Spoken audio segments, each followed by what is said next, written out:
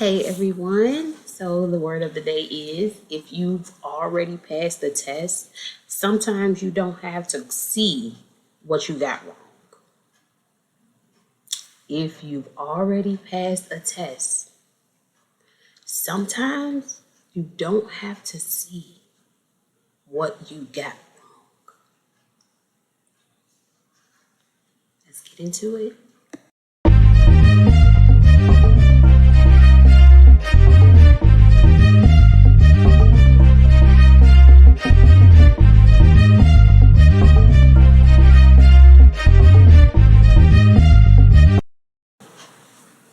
All right, you guys.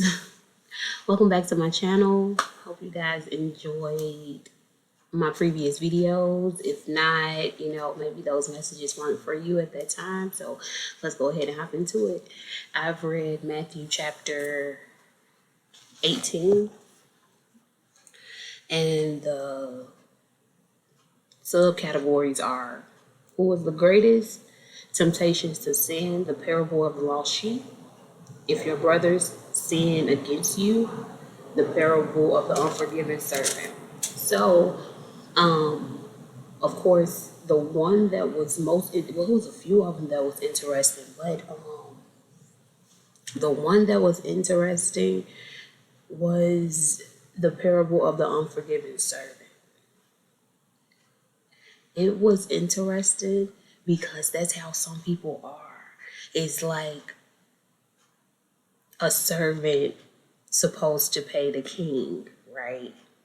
So the servant's supposed to pay the king whatever they supposed to pay them, and they didn't have the money, but they knew somebody that owed them money, so they went to them trying to get the money from them, and they didn't show them like no type of mercy, no grace, no remorse, no nothing. But the king showed that servant remorse, grace, and everything because he see that he didn't have it. He had a heart. So he was like, you don't even got to worry about it. You'll get it when you get it. Go out the bell. But the servant didn't treat the other guy that way. And that's kind of how life is with people, places, and things. People treat people away, and they not understanding the grace and mercy and remorse that people have for people. Say someone do something to you, right? And you oh, okay, they probably was having a bad day. You clearly see something's wrong. So they having a bad day, whatever the case may be. So you just brush it off. But then it's like somebody do the same thing that person did to them. And it's like they treating them so just, ugh. And it's like, why? Don't treat people ugly when you're giving so much grace and so much mercy over your life, over your time, over your energy, over your everything. You know what I mean? So you try to extend that. But let me just give you specifics, okay? Okay, let me see. We begin to settle lots of him. Okay, there you go. So, therefore, the kingdom of heaven may be compared to a king who wished to settle accounts with his servants. This is verse 23. That's where I'm starting from. When he began to settle, one was brought to him who owed him 10,000 talents. And since he could not pay, his master ordered him to be sold with his wife and children and all that he had in payment to be made. So the servant fell on his knees, imploring him, have patience with me, and I will pay you everything. And out of pity for him, the master of that servant released him and forgave him the debt. So, regardless of if it was pity, grace, mercy, whatever, he didn't do anything to him. He gave him an opportunity and a chance to not go to jail. He gave him an opportunity to, sever the ties and get everything he had to get together. Now that is verse 23 through 27. Now, if we go on, let's keep going. But when that same servant went out, he found one of his fellow servants who owed him 100 denarii. I think I'm saying that wrong, right? I don't know. And seizing him, he began to choke him, saying, "Pay what you owe." Like, come on now. Now you're going to go to somebody that owed you money. Now you got to do all this, that, and the third. Behold, so his fellow servant fell down and pleaded with him, "Have patience with me, and I will pay you." Same thing he did. It's the same thing he did. Do you think that he gave him that mercy or that grace? Do you think that he had pity? Do you think that he cared? So we're just going to go ahead and move down a few verses, okay? Okay. Now I stopped to I'm at now verse 32.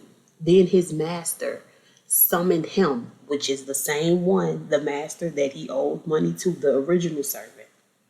Then his master summoned him and said to him, "You wicked servant, I forgave you all that debt because you pleaded with me. And should not you have had mercy on your fellow servant as I had mercy on you?" And in anger, his master delivered him to the jailers until he should pay all his debt. So now he locked up. Now he in jail.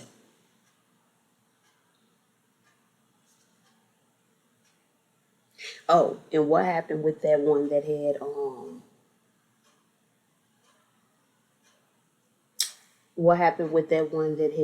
owed him money or whatever? He refused and went and put him in prison. That is verse 30. He put him in prison because he owed him money.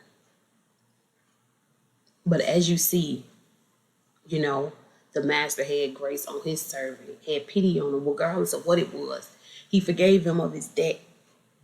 But when you go out and you treat people ugly, and you treat people crazy, and you treat people away, you don't get chances.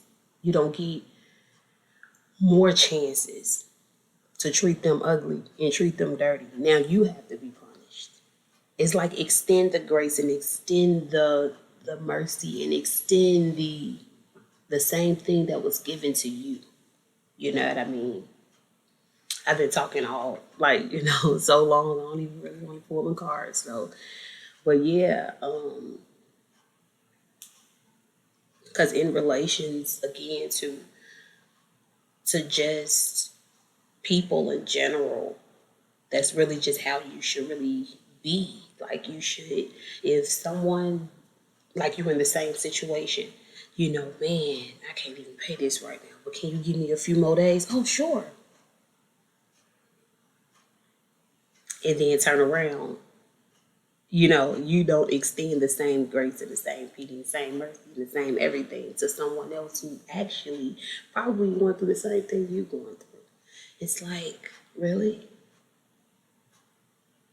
Like, come on. But yeah, that's chapter. It's always a chapter or something that sticks out or something like that. So yeah, that was the parable of the unforgiving servant. And of course, it was another one of the lost sheep as well. Excuse me, of the lost sheep as well. It was like, the farmer, has 20 sheep. And then one sheep goes missing.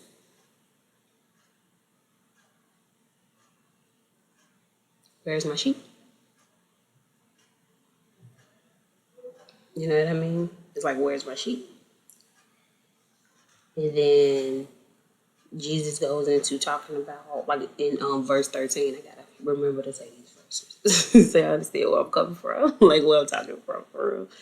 And if he finds it, truly, I say to you, he rejoices over it more than over the 99 that never went astray.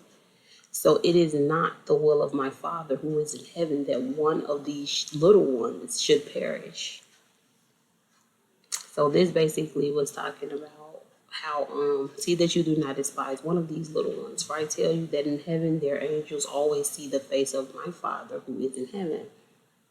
If a man has 100 sheep and one of them go astray, does he not leave the 99 on the mountain and go in search of the one that went astray? And if he finds it, truly I say he rejoices over it more than over the 99 that never went astray.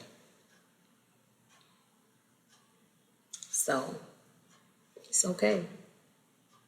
Understand that, like what I got from that, let me say it like that.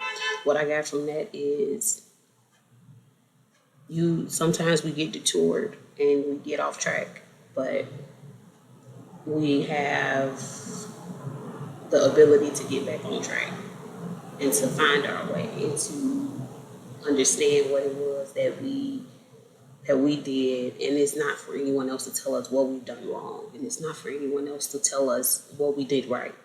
It's more so a relationship you are creating, which is the purpose of the channel. It's a relationship that you're creating with God, or for some, the higher power, to allow yourself to be your higher self in the healthy way.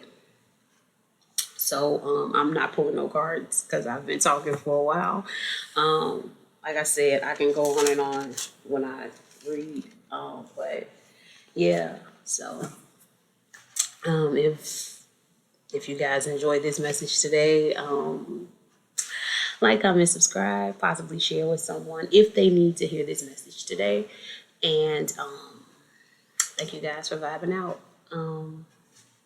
See you guys in another video. Bye.